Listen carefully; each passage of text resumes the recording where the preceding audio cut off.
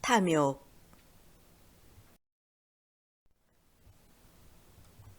탐욕에서 벗어나기 위한 12가지 방법.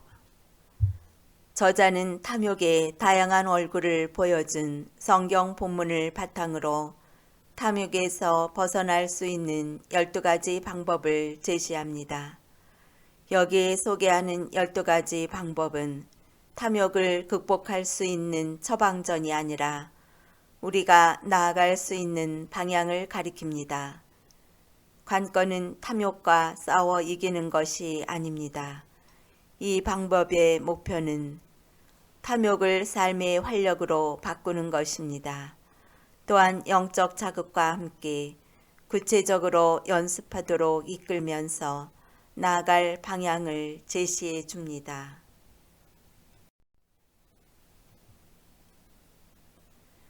탐욕에서 벗어나기 위한 12가지 방법.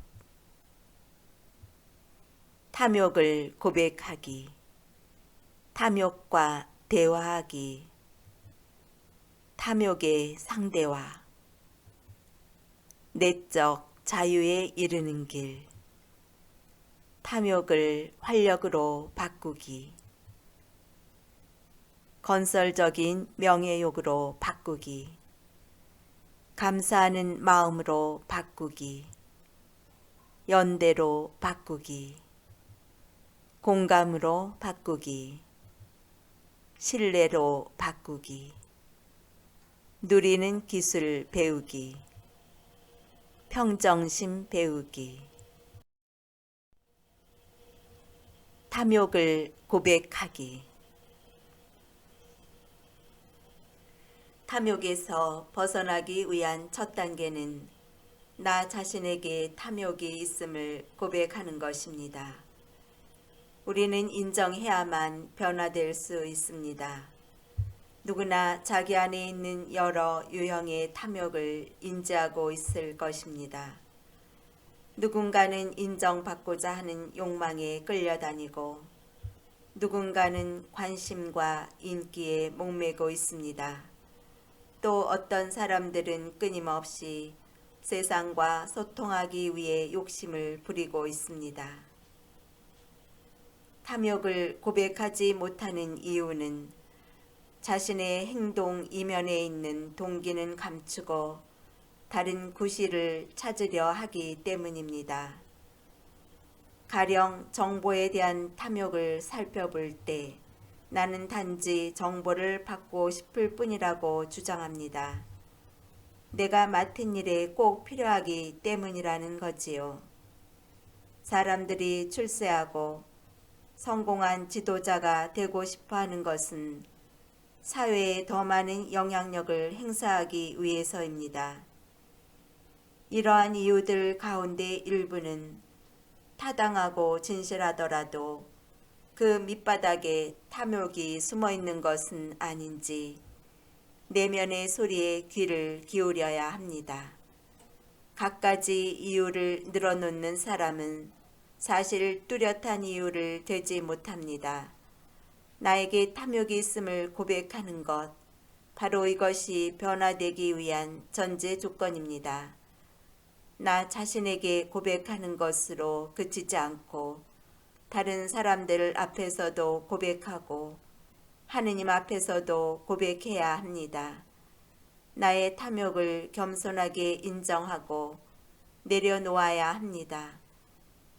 평소 영적 여정을 걷는 사람이라 하더라도 내 안에 있는 탐욕을 인지하기란 무척 어려운 일이기 때문입니다.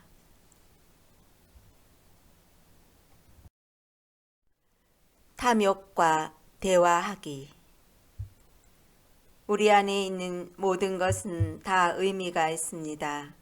그것은 탐욕에도 적용됩니다. 그렇다면 우리 안에 있는 탐욕은 과연 어떤 의미가 있는 것일까요? 건설적인 탐욕은 우리를 생명으로 이끌어 줍니다. 그러나 우리는 우리를 지배하는 탐욕, 점점 더 많이 소유하려는 탐욕이 우리 마음에 있음을 알고 있습니다. 그 탐욕이 지닌 의미를 물으면서 자신 안에 있는 어떤 결핍을 발견하게 됩니다. 그리고 그 결핍 때문에 괴로워합니다. 탐욕은 이러한 결핍을 채우고 싶어 합니다. 예를 들어 우리는 돈을 많이 벌고 싶어 합니다. 어린 시절부터 결핍을 겪었고 지금도 그렇기 때문입니다.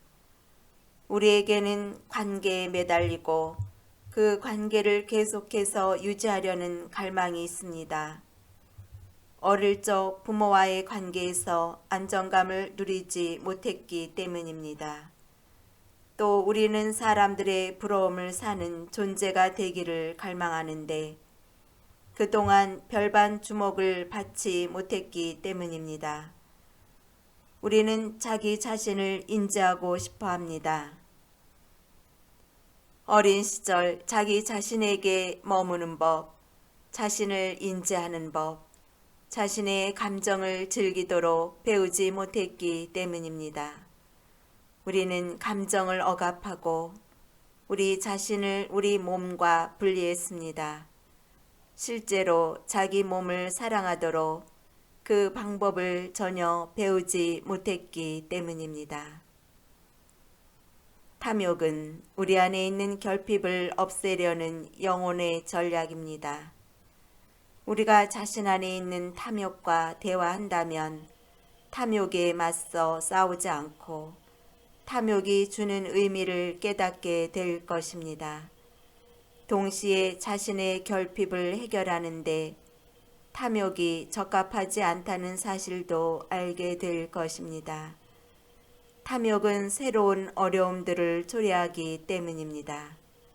탐욕은 우리를 내적 구속으로 이끌고 때로는 압박감을 느끼게 합니다. 우리는 억눌린 가운데 돈을 더 많이 갖는 법, 더 많이 주목받는 법, 재산이나 누군가에게 더 많이 의지할 곳을 찾는 법을 배웁니다.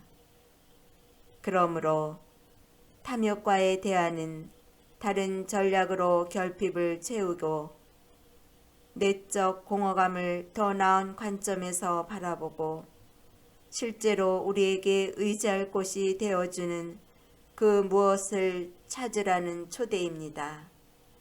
그것은 결국 사랑, 사람의 사랑, 하느님의 사랑입니다.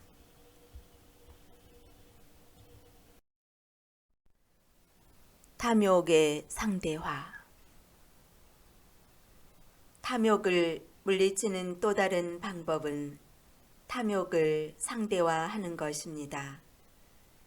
가령 이렇게 상상해 봅니다. 나는 여전히 많은 돈을 벌고 있다.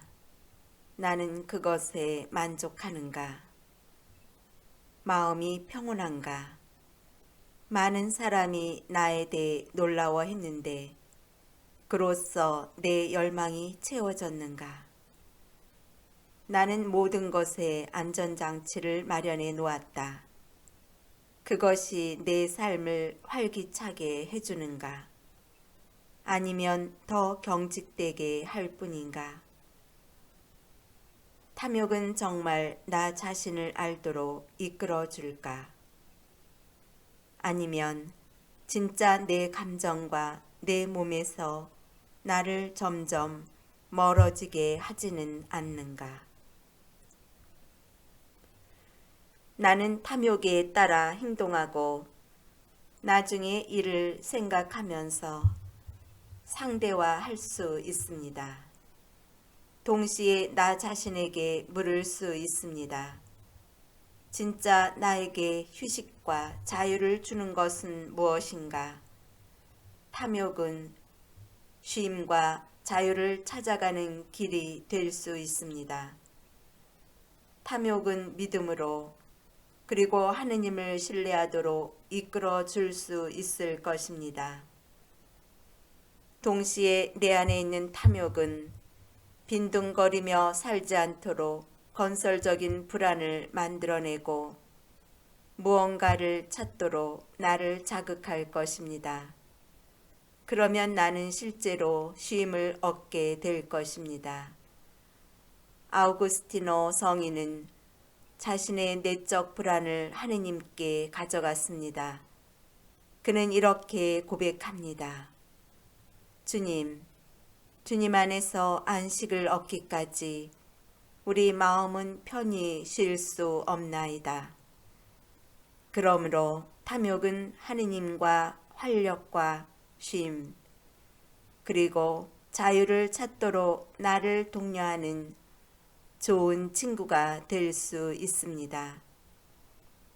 이 모두는 하느님에게서 오는 것입니다.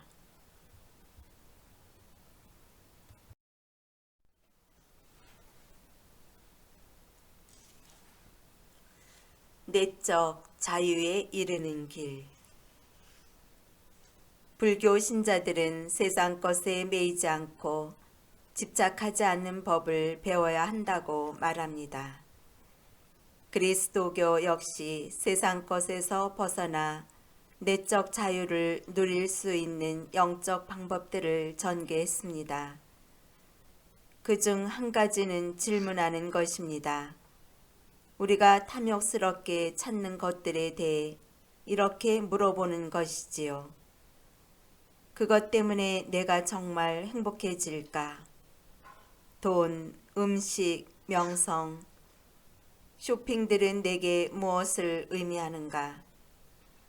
그러면 나를 부자유스럽게 하는 것들을 인지하게 됩니다. 내가 무엇에 매여 있는지를 확인하게 되면 그것에서 자유로워지도록 계획을 세워 실행할 수 있습니다. 그리스도교 전통으로 사순 시기는 내적 자유를 쟁취하는 좋은 때입니다. 내적 자유를 얻기 위해서 특정 음식, 술, 통신, 텔레비전, 인터넷, 쇼핑을 의식적으로 포기하는 것입니다. 이러한 훈련은 기꺼이 수행할 마음이 있어야 가능합니다. 내가 탐욕에서 기대했던 기쁨을 예고 없이 찾아오는 자유를 통해 느끼게 될 것입니다. 댐의 이미지가 포기하는 방법을 선명하게 보여줍니다. 나는 댐을 건설합니다. 물 에너지를 전기 에너지로 전환하기 위해서입니다. 이는 다음과 같은 뜻입니다. 나는 내 눈앞에서 탐욕을 일으키는 대상을 포기하면서 댐을 건설합니다. 그러면 탐욕이 내적 자유로 바뀔 수 있습니다. 내가 탐욕에게서 기대하는 것, 곧 삶에 대한 더 큰 기쁨을 갑작스레 체험합니다. 포기하면서 체험하는 것이지요. 그러면 나는 내적 자유에 이르게 됩니다. 내적 자유는 내가 포기함으로써 받는 값진 선물입니다.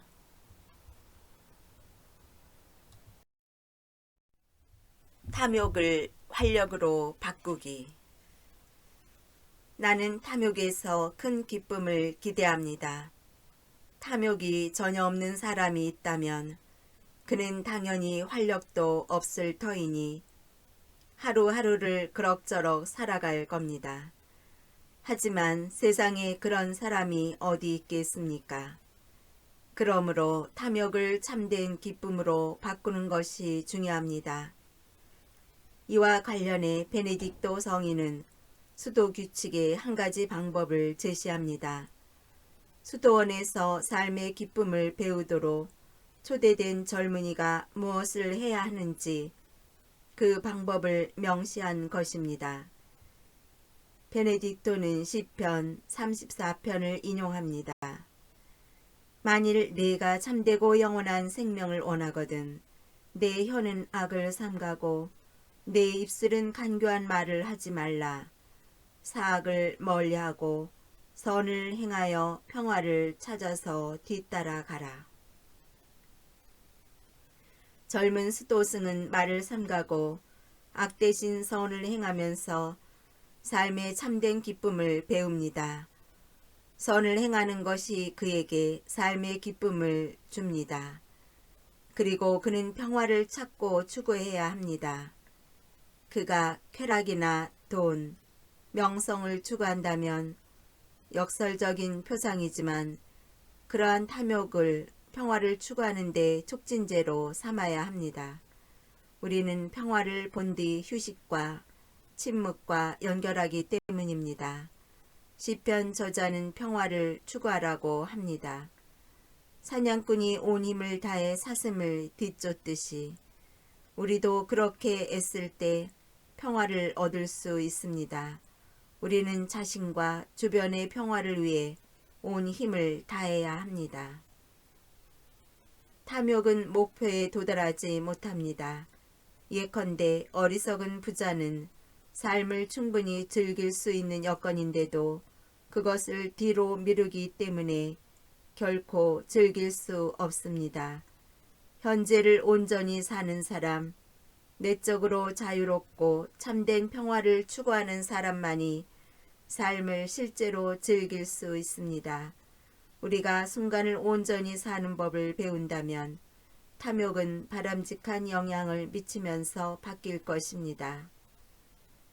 내가 나 자신을 평가하지 않고 순간을 충만히 산다면, 내가 지금 아무것도 하지 않는 것을 변명하지 않고 순간을 온전히 산다면 나는 진정한 기쁨을 누리게 될 것입니다.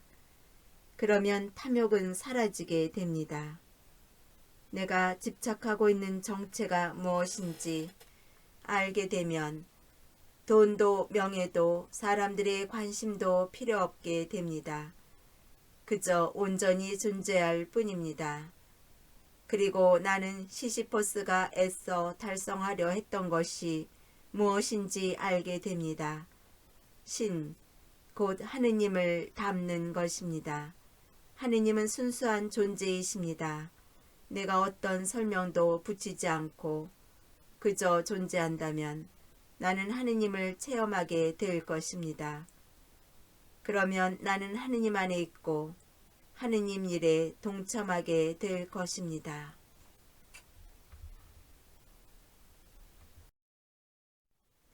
건설적인 명예욕으로 바꾸기. 인정받고자 하는 탐욕과 명성을 얻고자 하는 탐욕, 남에게 드러내고자 하는 탐욕과 인기를 얻고자 하는 탐욕은 결코 채워지지 않습니다. 그렇다고 이러한 탐욕을 완전히 죽인다면 우리의 삶은 꽤나 지루해질 것입니다. 그렇게 되면 무언가를 하겠다는 마음도 일지 않겠지요. 인간의 열정에 대해 환히 알고 있던 사막 교부들은 탐욕을 명예욕으로, 곧 건설적인 명예욕으로 바꾸라고 조언합니다. 명예욕은 자신의 결점을 극복하고 뭔가가 되기 위해 배우고자 하는 마음을 불러일으킵니다. 따라서 명예욕은 우리가 좋은 사람이 되도록 자극하는 세속적 덕입니다. 우리는 누구나 좋은 사람으로 보이고 싶기 때문이죠. 그런데 우리는 명예욕을 부정적으로만 생각하고 또 그것에 매이기 쉽기 때문에 거리를 두려고 합니다. 그러고는 말합니다. 그래, 나도 물론 내 강연이 사람들 마음에 들면 좋겠어. 그러나 그럴 때 중요한 것은 사람들이 나를 어떻게 보는가가 아니라 하느님이 사람들의 마음을 움직이시는 것입니다. 그러므로 명예욕을 인정하고 그것을 하느님을 위해 전환할 수 있습니다. 그러면 내가 하는 강연이 사람들 마음에 스며들 것입니다. 명예욕은 강론 준비를 잘 하도록 나를 자극합니다. 그러나 마음속에 명예욕이 꿈틀거리는 순간 즉시 내려놓습니다. 그리고 나를 통해 말씀하시는 하느님의 영이 스며들도록 나를 맡깁니다. 감사하는 마음으로 바꾸기. 탐욕은 점점 더 많이 원하고 더 소유하도록 나를 부추깁니다. 탐욕을 일으키는 요인은 바로 자신을 남들과 비교하는 것입니다. 우리는 점점 더 많은 것을 원합니다. 남들보다 돈을 더 많이 가지고, 더 소유하고, 더 인정받고 세상에 더 많이 알려지기 원합니다. 탐욕을 바꾸는 효과적인 방법은 비교하지 않는 것입니다. 그런데 자신을 남들과 비교하는 것은 거의 본능이라고 할 수 있죠. 내가 영적 프로그램을 시작하고 첫 시간에 강의실에 들어서자마자 언제나 눈에 띄는 것은 참가자들이 다른 사람과 자신을 비교하는 것이었습니다. 여기에 온 사람들이 나보다 나이가 많은가 적은가, 나보다 더 지적인가 그렇지 않은가, 나보다 영적인가 세속적인가, 저 사람들이 나보다 더 세련되어 보이는가, 나보다 더 자긍심이 많은가, 저 사람들은 어떤 자세로 앉아있나, 뭔가 불안한가 자신감에 가득 차 있는가, 나는 어떤 모습으로 앉아있는가 등 우리가 자신과 남을 비교하는 것을 막을 수는 없습니다. 그러나 자신이 그렇게 하고 있다는 것을 깨달으면 즉시 멈춰야 합니다. 그리고 비교하는 것을 내 삶에 대해 감사하는 기회로, 나는 세상에 하나밖에 없는 소중한 존재이기에 감사하는 기회로 삼아야 합니다. 이런 맥락에서 보면 비교는 나 자신과 내 삶을 감사하는 마음으로 바라보도록 이끄는 초대입니다. 비교는 나를 결코 쉼에 이르게 할 수 없습니다. 내게 평화를 선사하는 것은 감사하는 마음입니다.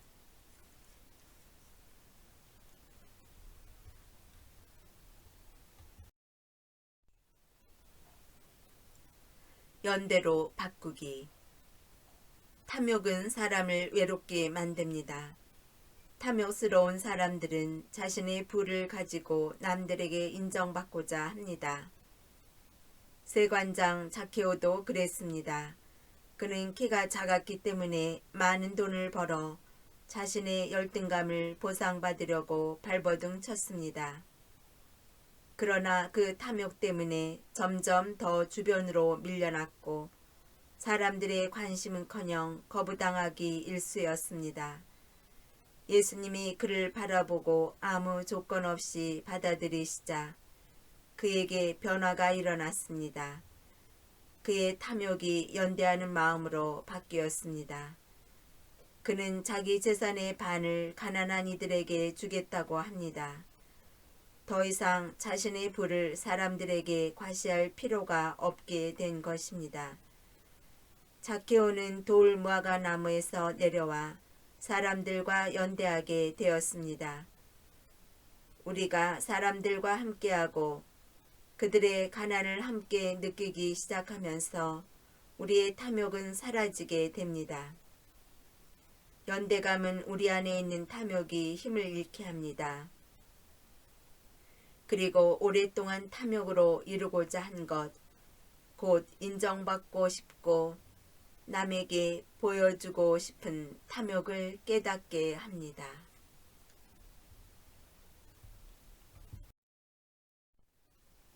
공감으로 바꾸기. 불교 신자들은 탐욕의 자리에 공감을 놓습니다. 탐욕은 온갖 해악의 원인이지만 공감은 영적 여정의 목표이자 우리가 탐욕에서 벗어날 수 있는 방법입니다. 불교 신자들이 공감이라고 부르는 것을 성경은 자비와 측은지심으로 기술하고 있습니다. 예수님은 우리에게 이렇게 요청하십니다. 너희 아버지께서 자비하신 것처럼 너희도 자비로운 사람이 되어라. 하느님은 공감을 높이 평가하십니다. 우리가 공감하는 법을 연습하면 하느님이 어떤 분인지 알게 될 것이고 하느님의 일과 그분의 뜻에 동참하게 될 것입니다. 공감하는 법을 연습하여 탐욕을 물리칠 수 있습니다. 그리고 그 반대도 유효합니다. 탐욕을 공감으로 바꿔야 합니다. 어떻게 하면 그렇게 할 수 있을까요? 탐욕을 상대화함으로써 가능합니다. 사람, 동물, 식물을 오직 내 목적을 위해 이용하고자 하지 않는 것입니다. 내 탐욕 때문에 사람, 동물, 식물이 어떻게 다치는지 상상하다 보면 내 안에서 그들과 교감하려는 마음이 일게 됩니다. 사디스트 외에는 사람, 동물, 식물에 대한 착취를 좋아할 사람은 아무도 없을 것입니다. 그동안 내가 착취한 것들을 생각한다면 마음에서 공감이 싹트게 될 것이고 탐욕은 힘을 잃게 될 것입니다. 신뢰로 바꾸기. 불교에서는 탐욕을 철저히 극복하라고 합니다. 그러기 위해서는 세상과 관계를 끊어야 합니다. 세상의 부와는 더 이상 아무 상관이 없습니다. 나는 깊이 생각에 잠깁니다. 그러면 탐욕은 더 이상 힘을 행사할 수 없습니다. 이것은 하나의 수행 방법이고 그리스도교에 상응하는 것입니다. 그러나 루카는 다른 길을 제시합니다. 사실 세상, 소유, 돈, 부와의 관계는 간단히 끊을 수 없습니다. 만일 그렇게 할 수 있다면 세상의 궤도에서 벗어나게 되겠죠. 우리는 세상 안에 살고 있습니다. 그리고 그리스도인으로서 세상과 어떻게 소통할 것인지 그에 대한 책임이 있습니다. 루카는 신뢰와 성실의 길을 걸으라고 권고합니다. 그리하면 소유물과 재산을 잘 다룰 수 있을 것이라고 합니다. 우리는 세상의 궤도에서 벗어나지 말고 이 세상을 일구어야 합니다. 우리는 세상 일에 신뢰의 자세로 성실하게 의롭고 적절하게 대처하면서 탐욕을 물리치게 될 것입니다. 우리는 세상과 관계를 끊고 살 수 없습니다. 그러나 탐욕을 신뢰와 성실로 바꿀 수는 있습니다. 그러면 탐욕은 세상과 소통하는데 바람직하고 적절한 추진력이 될 것입니다. 탐욕이 지닌 힘을 잃지 않고서 말입니다. 여기서 사막 교부들은 다시 우리에게 충고합니다. 열정에 숨어있는 힘을 받아들이라고. 그래야 덕을 배울 수 있다고 합니다. 따라서 우리는 탐욕에 숨어있는 힘을 활용해야 합니다. 그러면 이 세상 일을 긍정적으로 바라보고 또 신중히 다루게 될 것입니다. 누리는 기술 배우기. 탐욕스러운 사람은 만족할 줄 모릅니다. 그런 사람은 점점 더 누리고자 합니다. 그러나 이 점점 더는 실제로는 누릴 수 없다는 것을 의미합니다. 그는 먹어도 배가 고파 끊임없이 무언가로 채우려 합니다. 심리학자들에 의하면 과체증으로 고생하는 사람들 대부분은 미각이 발달하지 않았을 것이라고 합니다. 그런 사람들은 음식 맛을 모르기 때문에 음식물을 과도하게 섭취할 가능성이 있습니다. 이러한 탐식이나 탐욕은 단식으로 극복할 수 있지만 단식하고 포기하는 방법만으로는 온전히 물리치기가 어렵습니다. 오히려 누리는 법을 배우는 가운데 탐욕을 이겨낼 수 있을 것입니다. 그것은 비단 먹고 마시는 것뿐만 아닙니다. 모든 감각을 동원하여 내 집을 인지하고 안식처로 느낄 때 나는 내 집을 고향으로 누릴 수 있습니다. 그러면 내게는 더 큰 집이 필요 없게 됩니다. 탐욕스러운 사람들은 크고 비싼 집을 뽐내지만 그 좋은 집에 살면서 마음이 편하지 않은 경우도 많습니다. 그런 사람들은 자기네 목적을 위해 집을 이용할 뿐 집을 안식처이자 고향으로 누리지는 못합니다. 호젓한 숲길을 거닐며 그 기쁨을 만끽할 줄 아는 사람은 굳이 비싼 비용을 들여 먼 곳으로 휴가를 떠나지 않아도 큰 호사를 누릴 수 있습니다. 그런 사람은 현재 상태에서 만족합니다. 즐기는 법을 알고 있으니까요. 즐기는 것은 탐욕을 이겨내는 한 가지 방법입니다. 자신에게 탐욕이 있음을 인정하고 그것을 상대화하려고 노력하면서 삶의 소소한 일들을 즐기는 능력을 발견하게 될 것입니다.